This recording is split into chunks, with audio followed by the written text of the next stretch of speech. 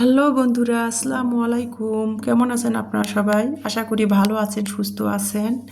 আমিও আপনাদের দোয়ায় আল্লাহর রহমতে ভালো আছি, সুস্থ আছি। এই যে দেখতে পাচ্তেছেন, টমেটোর খাটা রান্না করতেছি আর ডিম সিদ্ধ করতে দিয়েছি। আমরা তিনজন তো, সিহেরির জন্য ডিম সিদ্ধ দিয়েছি তিনটা। আর তিনজনের জন্য তিনটা ডিম চিংড়ির জন্য সিদ্ধ দিয়েছি ম্যাজিক চুলাতে, আর গ্যাসের চুলাতে টমেটো খাটা রান্না করতেছি। অনেকে এটাকে টমেটোর টক বলে, অনেকে আমাদের উত্তরবঙ্গে খাটা বলে।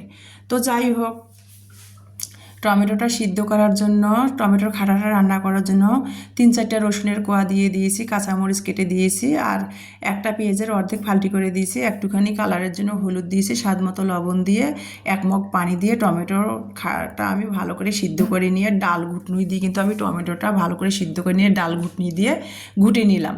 নিয়ে অপর পাশে দেখতে পাচ্ছেন একটা ধনিয়া পাতা ধুয়ে কুচি করে দিয়ে দিলাম। দিয়ে অপর পাশে কিন্তু আমি টমেটোর খাটাটা তেলানি করার জন্য পেঁয়াজ কুচি, সরিষার তেল আর আমি একটুখানি জিরা দিয়ে আর কি তেলানি করে নিলাম টমেটোর খাটাটা। তো তেলানি করে নিয়ে এখন চুলার জালটা বন্ধ করে দেবো। টমেটোর খাটাটা হয়ে গেল, যেহেতু ভোর চিংড়ির জন্য খাবো সেই জন্য অল্প করে আর কি 2টা টমেটোর কেটে খাটা রান্না করেছি। আর দেখেন কি কপাল, মানে কপাল যখন যার মন্দ হয় সব দিক দিয়ে মনে হয় মন্দ হয়। আজকে ভেবেছিলাম যে চিংড়ির জন্য ডিম ভুনা করব। তো দেখেন ডিম 3টে সিদ্ধ করতে দিয়েছিলাম, সিদ্ধ হয়েছে। ডিমের মধ্যে কোনো সমস্যা ছিল নাকি আমি বুঝলাম না। ছিলতে গেলাম, সিদ্ধ হয়েছে ভালো, ডিম ছিলতে যেয়ে ডিমগুলো ভেঙে গেছে, কুসুম বের হয়ে গেছে। তো যাই হোক, কি আর করার, টাকা দিয়ে কেনা, বাড়ির তো আর পালা হাঁস মুরগির ডিম না যে নষ্ট করব, টাকা দিয়ে কিনে আনা, নষ্ট করব না, সেটাই আর কি রান্না করব। তো ডিমটা ছিলে নিলাম, নিয়ে তারপরে যে দেখতে পাচ্তেছেন ডিমটা কিন্তু আমি ভেজে নিয়েছি। ডিমটা তেলের মধ্যে ভেজে নিয়েছি, হালকা করে একটু ভেজে নিয়ে তারপরে ওই কড়াইয়ের মধ্যে আমি আবারও তেল দিলাম, পেঁয়াজ দিলাম, দিয়ে পেঁয়াজটা একটু বাদামি কালার করে নিয়ে আদা রসুন বাটা দিয়েছি, জিরার গুঁড়া, ধনিয়া জিরার গুঁড়া দিয়েছি, স্বাদ মতো লবণ দিয়েছি, হলুদ দিয়েছি, আর কাঁচামরিচ বাটা দিয়েছি। আমি যেহেতু সবসময় কাঁচামরিচ শুধু মাংস বাদে সব তরকারিতে কাঁচামরিচটা কাঁচামরিচটা খাই। তো টমেটোর ডিম ভুনাটা হয়ে গেল, টমেটোর খাটা আর গতকালকের একটু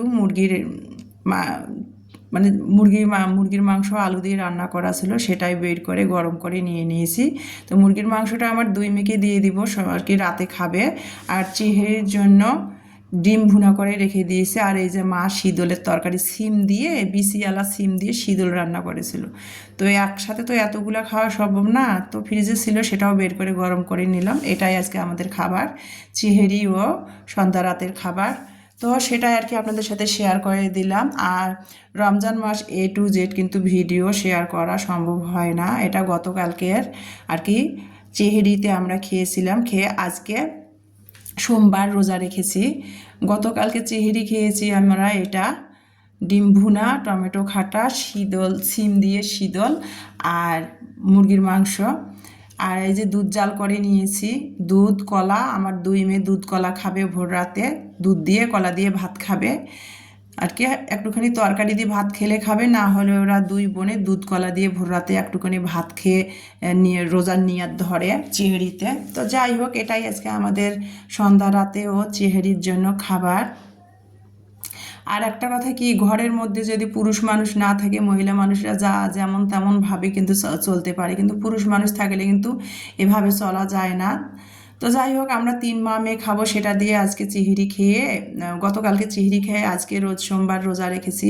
তো এই যে দেখতে পাচ্ছেন, আজকে আমি ছোলা সিদ্ধ করব। আগে আর কি ছোলা, গতকালকে যে প্রথম রমজান গেছে, ছোলা কিন্তু সিদ্ধ করা ছিল।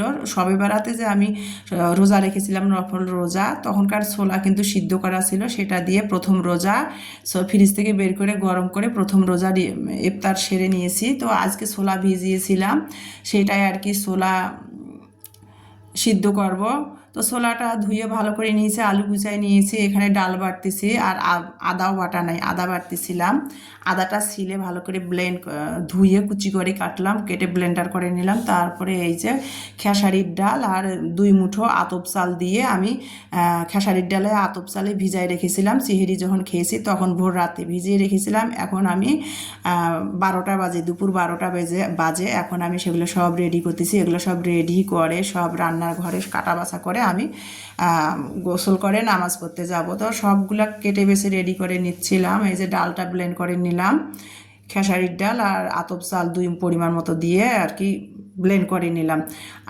ব্লেন্ড করে নিয়ে মানে আজকে ইফতারের জন্য যতখানি পরিমাণ মতো নিয়ে নিলাম পেঁয়াজু ভাজার জন্য, বাকিটা আমি বাটি বাটি করে রেখে দিলাম 1 সপ্তাহের জন্য আমার সুবিধার্থের জন্য, যাতে যেন আমার আর কি ফ্রিজ থেকে বের করে একটা করে পোটলা নিতে পারি, সেভাবে আমি প্রসেসিং করি। আমার স্টাইলে রেখে দিলাম ডাল বাটাগুলো ফ্রিজে। এদিকে আমি ছোলা সিদ্ধ দিচ্ছি। ছোলা সিদ্ধ দেওয়ার জন্য যে ছোলাতে যে মশলাগুলো ব্যবহার করে, আদা রসুন বাটা, স্বাদ মতো লবণ, হলুদ গুঁড়ো, মরিচ গুঁড়ো, কাঁচামরিচ কুচি, গরম মশলা দিয়ে কিন্তু আমি ছোলাটা হাতের সাহায্যে মেখে চেখে প্রেশার কুকারে বসাই দিলাম পরিমাণ মতো পানি দিয়ে। গ্যাসের চুলাতে ছোলাটা সিদ্ধ হচ্ছে আর অপর সাইডে কিন্তু আমার মেয়ে কিন্তু পেঁয়াজু ভাজতেছিল। আমি সব পেঁয়াজু রেডি করে দিয়ে দিয়েছি। আমার মেয়ে সুন্দর করে গোল গোল করে পেঁয়াজুগুলো ম্যাজিক চুলাতে বসে বসে ভাজতেছিল। আর আমি গ্যাসের চুলাতে লাউ রান্না করব, দুধ লাউ রান্না করব। বাড়ি থেকে মা একটা গাছের লাউ দিয়েছিল, সেটা তো আপনাদের সাথে ভিডিওতে শেয়ার করে দিয়েছিলাম। গাছের ন্যাচারাল আর কি লাউ আর কি দিয়েছিল। তো সেটা ভাবলাম যে রান্না করলে অত তো আর খেতে পারবো না, তাছাড়া বাড়ির গাছের লাউ, সেই জন্য আর কি সার বীজ ছাড়া লাউটা, সেই জন্য বাজারের লাউ তো সার বীজ আলা, তো বাড়ির গাছের লাউ, সেই জন্য ভাবলাম যে অতগুলো রান্না করলে খেতেও পারবো না। রমজান মাস যেহেতু ভাবলাম যে একটু দুধ লাউ রান্না করব, মানে লাউয়ের পায়েস রান্না করব।